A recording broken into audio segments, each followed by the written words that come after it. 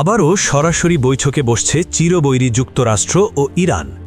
CNN জানিয়েছে ২২ April যুদ্ধবিরতির মেয়াদ শেষ হওয়ার আগেই দ্বিতীয় দফার এই ঐতিহাসিক আলোচনার প্রস্তুতি নিচ্ছে ট্রাম্প প্রশাসন। গত শনিবার ইসলামাবাদে বৈঠকের পর এবার আলোচনার কেন্দ্রবিন্দু হতে পারে জেনেভা বা আবারও ইসলামাবাদ। তুরস্ক, মিশর ও ওমান বর্তমানে দুই পক্ষের পাহাড় সম মতপার্থক্য কমিয়ে আনতে পর্দার আড়ালে নিবিড়ভাবে কাজ করে যাচ্ছে।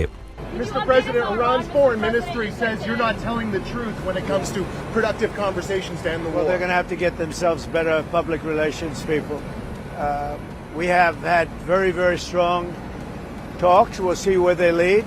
We have major points of agreement. I would say almost all points of agreement.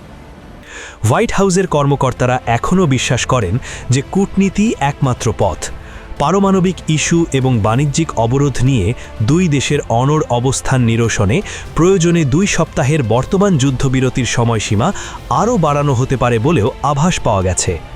একদিকে হরমুজ প্রণালীতে মার্কিন নৌবাহিনীর ব্লকেড বা অবরোধ শুরু হয়েছে, অন্যদিকে এই আলোচনার গুঞ্জন। সব মিলিয়ে মধ্যপ্রাচ্য এখন এক চরম অনিশ্চয়তার মধ্য দিয়ে যাচ্ছে। এই বৈঠক সফল হলে বিশ্ব অর্থনীতি নিশ্চিত ধ্বংসের হাত থেকে রক্ষা পাবে।